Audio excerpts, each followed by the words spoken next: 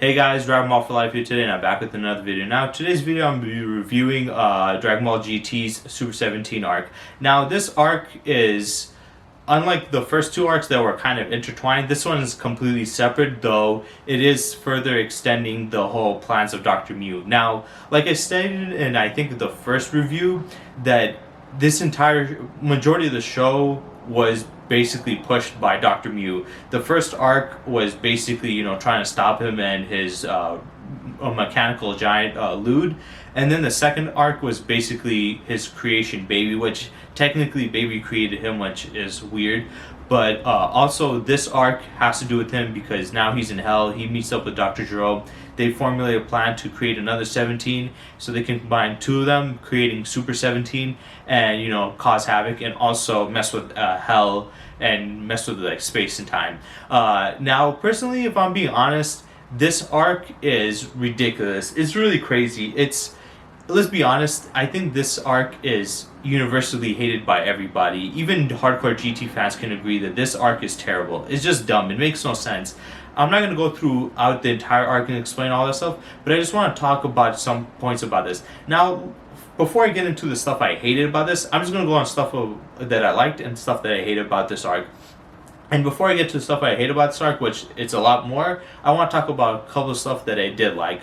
For one, I do like the design of Super 17. He looks pretty amazing. Personally, I kind of wish that, regular 17 looked like Super 17 from the jump, because he would have been far cooler and far more menacing.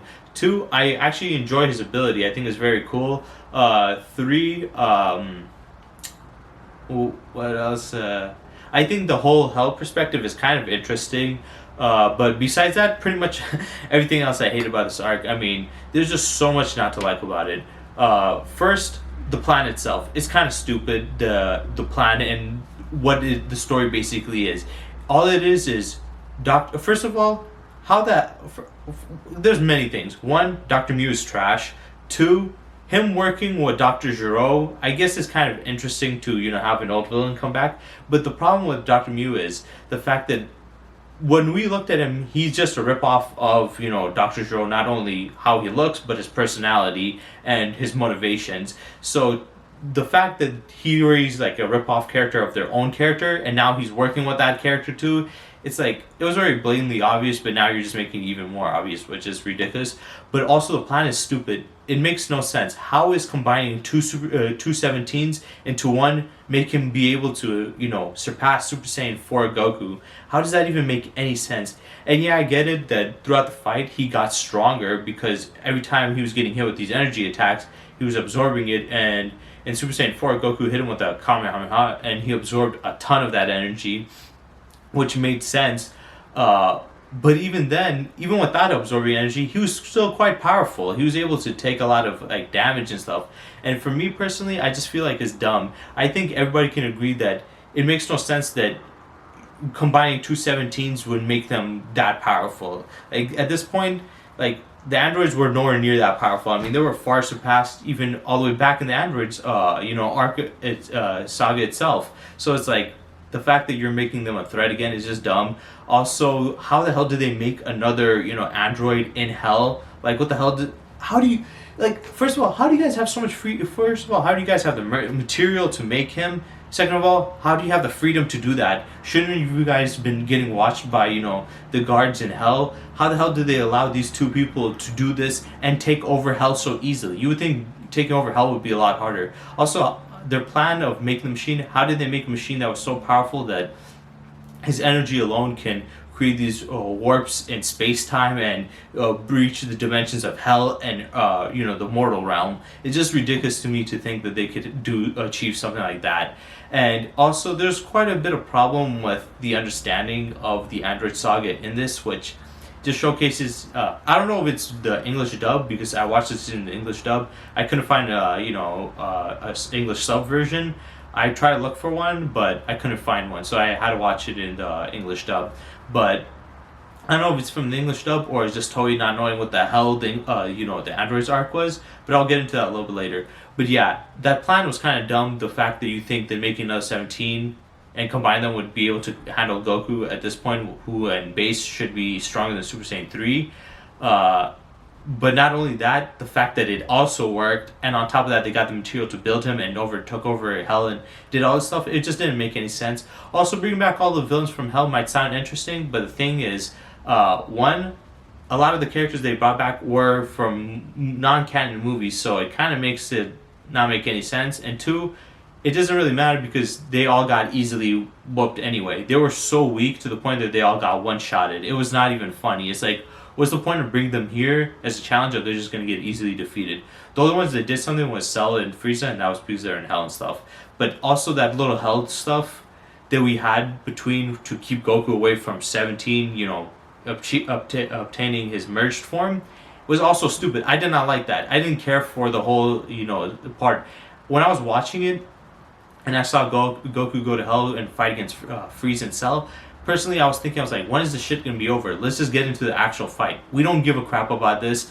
Their plan was kind of lame too, to have spirits to freeze him and stuff. So it was just all around stupid. And then you had Piccolo come there and help Goku out, and he had to do the stuff with the Dende to do the connection to get him out. But it makes no sense. Goku should have been able to just instant transmit out of Hell. I mean, yeah, he can't do it in his kid form, but he can go Super Saiyan 4, which we've seen he doesn't have a problem with doing. He could have just gone Super Saiyan 4 and try teleport out of there. I mean, we've seen this guy teleport to the other world when he's alive, and teleport from other world to the Supreme Kai world realm, which is outside of the Dragon Ball macrocosm. So we've seen Goku being able to breach these dimensional boundaries by using instant transmission. He doesn't have any of those limitations, unless they're saying the argument is, well, the dimensional spacing is what stopped him from being able to use instant transmission out of Hell directly through there. But if that's the case, then he could have just teleported directly to Otherworld, because the effects were happening on Earth and in Hell, but they were not happening in Otherworld. So Otherworld was dealing the impact of it, but the impact was coming from the souls coming back and souls escaping and stuff. But the Otherworld itself did not have the problem. So he could either teleport out of there, and if you want to say for argument of sake that was the reasoning, he could have just gone to the Otherworld and got out. The whole Piccolo stuff wasn't necessary. It did give Piccolo more of a use and more screen time, but like I said, they already butchered the guy. They barely gave him any screen time and killed him off permanently. So it's like they already shafted the guy. So what does it even matter at this point? But yeah, they did that, and then you have 17 coming in together. You get Super 17. He's bodying all these guys, and you have them now trying to fight him. You have Vegeta coming in, which, if I'm being honest, that is a positive, but it's also a negative, and I'll get into that. The reason why it's a positive is the fact that throughout this entire all of Dragon Ball GT at this point, Vegeta was barely ever shown. And yes, I know you guys say, well, wasn't he in the baby arc? He was, but technically that wasn't really him. That was Baby. Vegeta didn't really show his true self. He showed himself a little bit when he fought Baby in the beginning, but once when he got taken over, that was no longer Vegeta. That was Baby. I mean, he didn't even look like Vegeta. Once when he inhabited his body, at that point he didn't even look like him. So I wouldn't even consider that being Vegeta. So Vegeta didn't show up in the first arc at all. Second arc, he was taken over and shown only in the beginning, so it wasn't really him. And then this arc, he now is finally back, so I felt like they weren't showing him enough. They showed a ton of Goku, ton of Pan, even even what's his name, Trunks got shown more than Vegeta, even though like after the whole Baby arc he wasn't shown as much, he was still shown more than Vegeta. So to see Vegeta show up back again and actually have some screen time was like, okay, finally they're giving some screen time to other people. But the problem for me is, even though they gave him screen time, he didn't really do much. He just got bodied the entire time. All we were basically seeing was him getting destroyed by 17, waiting for Goku to come in to like step in. And I know this happens a lot in like Dragon Ball stuff, but at least back then Vegeta was a little bit more closer and on par with Goku's power. Nowadays he's in GT he was completely underpowered. The highest form he had for like the longest time until the last arc, and not even the entire last arc, just towards the end of the last arc, was Super Saiyan 2, and Goku not only in base was strong in Super Saiyan 3, he also had Super Saiyan 3 and then had Super Saiyan 4, and Vegeta only surpassed Super Saiyan 2 and got Super Saiyan 4 in the end of the entire franchise or the series. So for me, it's like they barely showed the guy, and then when they do, he's just getting bodied and he's completely underpowered. I would say all the characters besides Goku, the main characters, not the villains, the main characters, all of them besides Goku, were severely underpowered in this show until Vegeta finally got the Super Saiyan 4 transformation. But the way he got it, I didn't really like.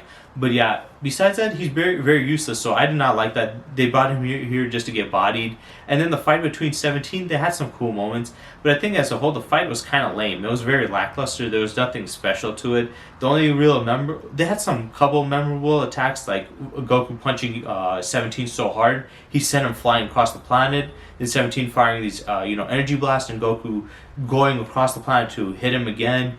And then him firing the energy attack and absorbing the energy blast from Goku. They also kind of made Goku an idiot. He found out what his ability was to absorb energy, and this guy's still firing energy attacks at him. I know maybe he was trying to do the Yakon thing where he overfeeds it and destroys him, but the problem with that is this guy already absorbed a ton of energy and it didn't work before, so why would it work now? And by the time he realized he made a mistake, he still was going to do it again. He was about to do the same thing again, so I was like, this dumbass doesn't learn. So I didn't like that. And the way they beat him also was kind of lame, with Android 18 coming in, and she was about to blow herself up, which is like, that can't kill him, and he even knew it. And she was about to blow herself up, and the only reason they won is because 17 got a little bit of control, and they had a pity for her and Goku, and basically, they took advantage of it while she was attacking. Instead of him absorbing, he was trying to block against, and then Goku obliterated him, which I guess you can say it's a little bit interesting because of the whole he fought and stuff, but I just felt like it was a lame way to end him too. It was kind of dumb.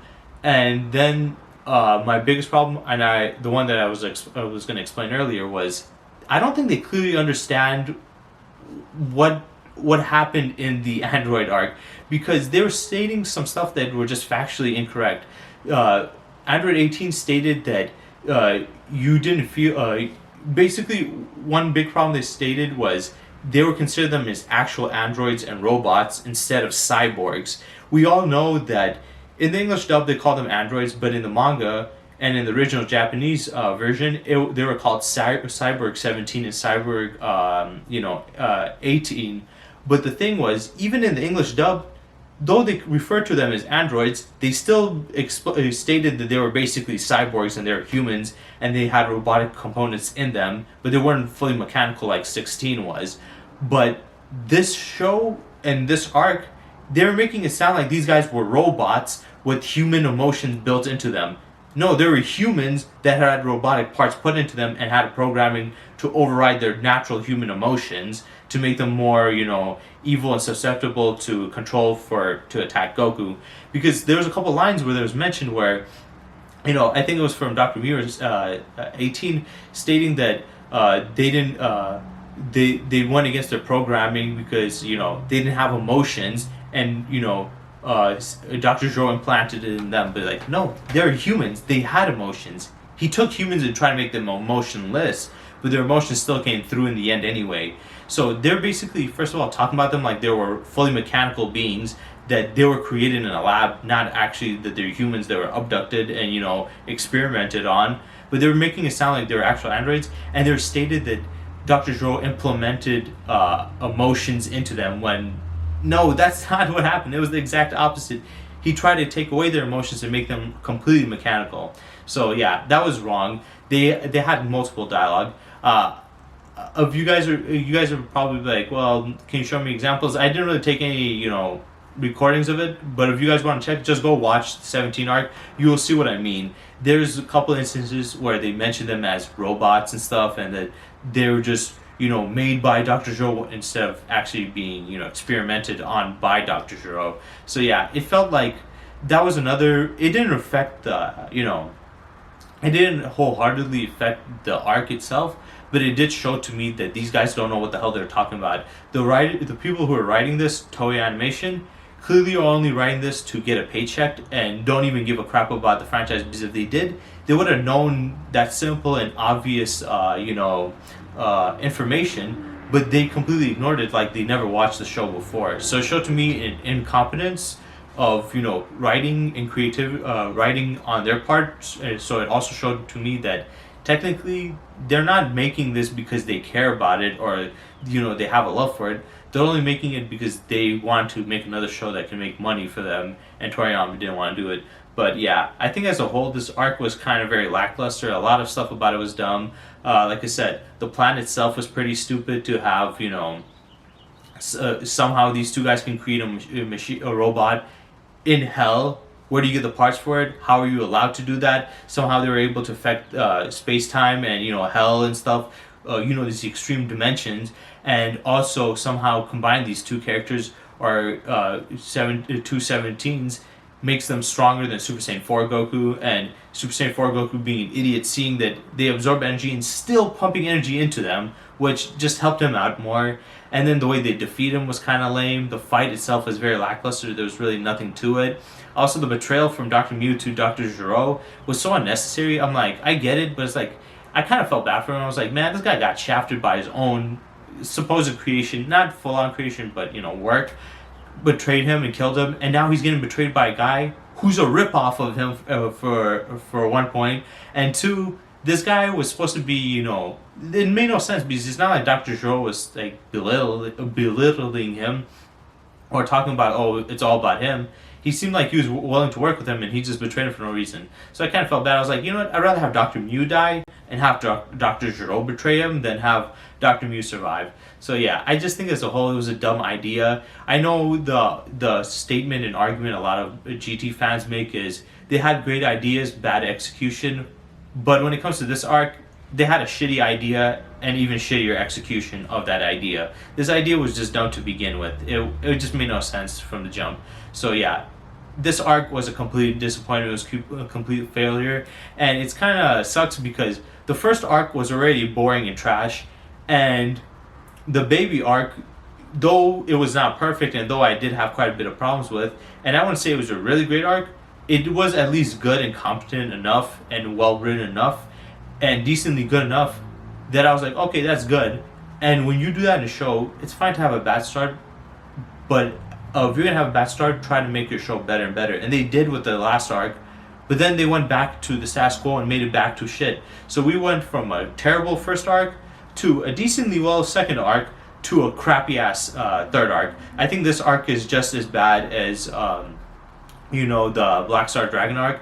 The only thing that makes it a little bit better is the design of 17, his abilities, and I would say the fact that it's not, though it's not technically that short, it is definitely shorter than the last two arcs. So I'll give it that, but it's still crap. I would put it like a D plus.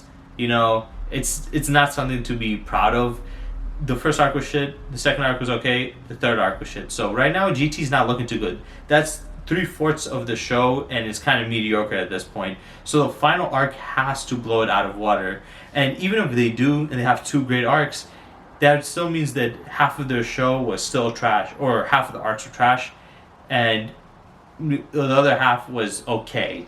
But yeah, for right now, personally, I don't like the direction they went with GT. I didn't like this. I think they could have completely taken out the 17 arc, and we wouldn't have missed anything. It was not necessary. They could have had a better idea, but yeah, I think the whole argument about good ideas, bad execution does not really live up to this one. This one is just poor. Everything's just poor about it. But yeah, that's it for this review. I will be dropping out my next review on the Shadow Dragons arc tomorrow, and then after that I'll be dropping out my review of the show as a whole, and possibly my what's the thing called, my my power scaling video on GT, and then I should be done with GT as a whole. But I hope you guys enjoyed this video, and stay tuned for next time.